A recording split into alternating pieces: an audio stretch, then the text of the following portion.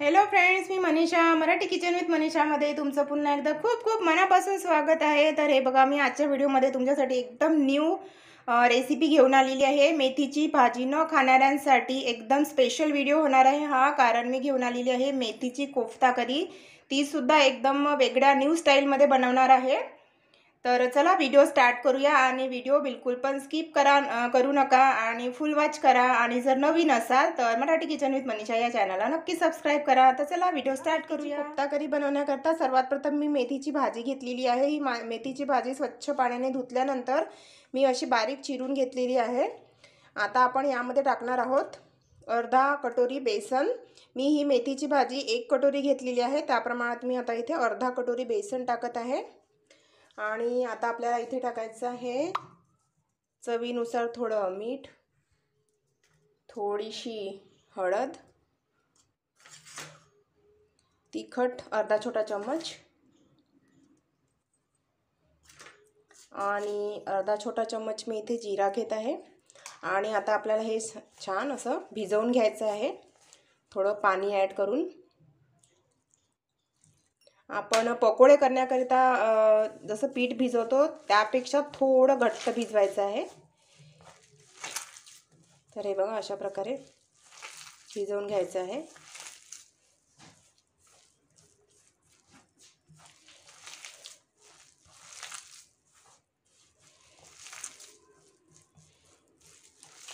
हे बघा, हे पीठ भिजवून रेडी झालेलं आहे। हे बघा, मी अशा प्रकारे बेसन आणि मेथी भाजी छान असं भिजवून घेतलेलं आहे। हे बघा, तर आता आपल्याला हाताला थोडं तेल घ्यायचं आहे आणि याचे आपण छोटे छोटे गोळे करूया। आणि माझ्याकडे अशी चाळणी आहे, आपल्या घरी अशी अवेलेबल असतेच, तर याला मी संपूर्ण तेल लावून घेतलेलं आहे। तर आपल्याला असे गोळे करून या चाळणीमध्ये ठेवायचे आहेत। थोडं हाताला तेल लावत जा।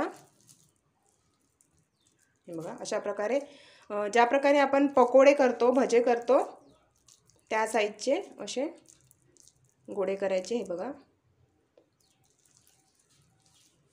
अगदी झटपट होते ही कोफ्ता करी आणि खूप टेस्टी सुद्धा वाटते। ज्यांना कुणाला मेथीची भाजी आवडत नसेल त्यांच्यासाठी अगदी एकदम बेस्ट ऑप्शन आहे।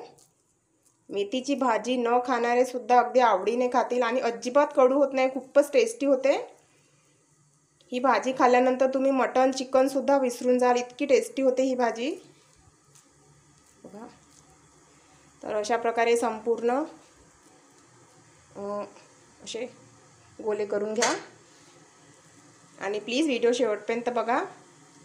आणि जर तुम्ही माझं चॅनल पहिल्यांदा बघत असाल तर मराठी किचन विथ मनीषा या चॅनलला सबस्क्राइब करा अशाच नवीन रेसिपी बघण्याकरिता, कारण अशाच नवीन न्यू रेसिपी, हेल्दी रेसिपीज मी पुढच्या येणाऱ्या व्हिडिओमध्ये घेऊन येणार आहे।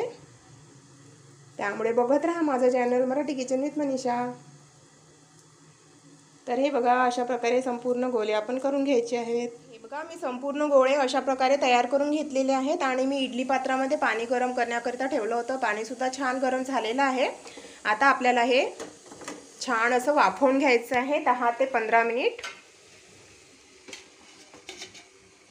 तर हे बघा, आता आपण हे वाफवून घ्यायचं आहे कमीत कमी 10 ते 15 मिनिट। कोफ्ता जे आहेत स्टीम होत आहेत तेव्हापर्यंत आपण मसाल्याची तयारी करून घेऊया। तर त्याकरता मी घेतलेला आहे 2 चम्मच धणे, 1 चम्मच जिरा, 2 विलायची आणि 1 मी इथे घेतली लाल मिरची घेतलेली आहे।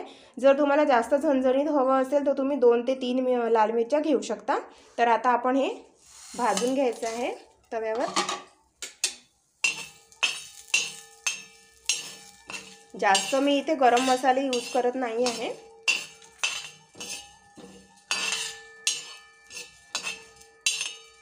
तर हे छान असं भाजून घ्यायचं आहे आपल्याला।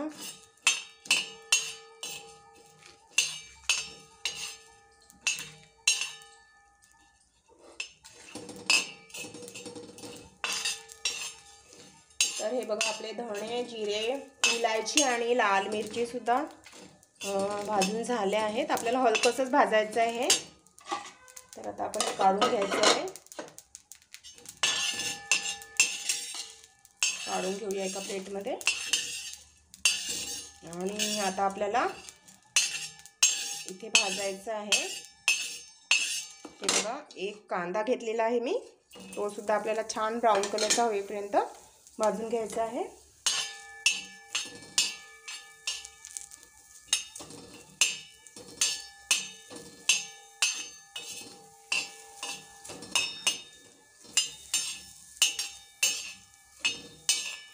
बघा, आपला कांदा सुद्धा भाजला जात आहे।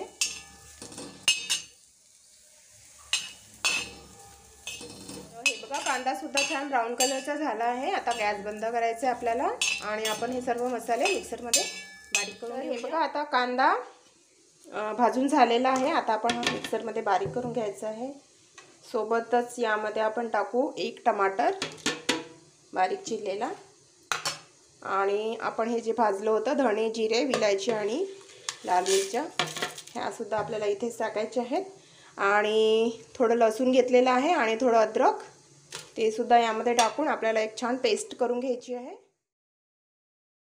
हे बघा, मी सर्व मसाले मिक्सरमध्ये असे बारीक वाटून घेतलेले आहेत। आणि आता आपण बघूया की आपले स्टीम झालेले आहेत का। आपले 15 मिनिट झालेले आहेत आणि आता आपण बघूया आपले कोफ्ता रेडी झाले आहेत का। हे बघा, किती मस्त झालेले आहेत। आता गॅस बंद करून द्यायचा आहे आणि 5 मिनिट आपण हे थोडं थंड करण्याकरता ठेवू। हे बघा, आपले कोफ्ता थोडे थंडे झालेले आहेत। तर आता आपण ग्रेव्ही तयार करूया। एका कढईमध्ये थोडं तेल गरम करायचं आहे। हे बघा, तेल गरम झालेलं आहे। आता आपण आपला मसाला इथे टाकून तेल सुटेपर्यंत छान असं परतून घ्यायचं आहे। तुम्हाला जास्त क्वांटिटीमध्ये जर बनवायचं असेल तर त्या प्रमाणात तुम्ही मसाल्याचं प्रमाण वाढवू शकता। मसाले छान असे परतून घ्यायचे आहेत मीडियम फ्लेमवर, छान तेल सुटेपर्यंत।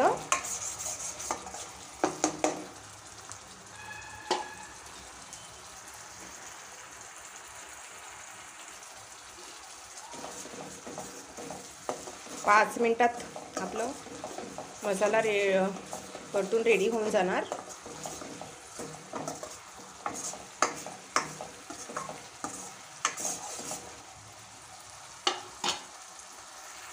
हे बघा, 5 ते 7 मिनिट झालेले आहेत आणि मसाले छान तेलामध्ये परतून घेतलेले आहेत। हे बघा, तेल सुद्धा सुटलेलं आहे मसाल्याला छान। आता आपण इथे बाकीचे मसाले सुद्धा ॲड करूया। तर मी इथे टाकत आहे चवीनुसार मीठ, थोडीशी हळद, थोडं मी इथे हिंग टाकत आहे आणि अर्धा छोटा चम्मच धने पावडर आणि 2 लहान चमचे मी इथे तिखट घेत आहे। तुमच्या आवडीप्रमाणे तिखटाचं प्रमाण तुम्ही कमी किंवा जास्त करू शकता। आता हे सर्व छान मिक्स करून घ्यायचं आहे आणि यामध्ये आता आपण टाकणार आहोत 1 ग्लास पाणी।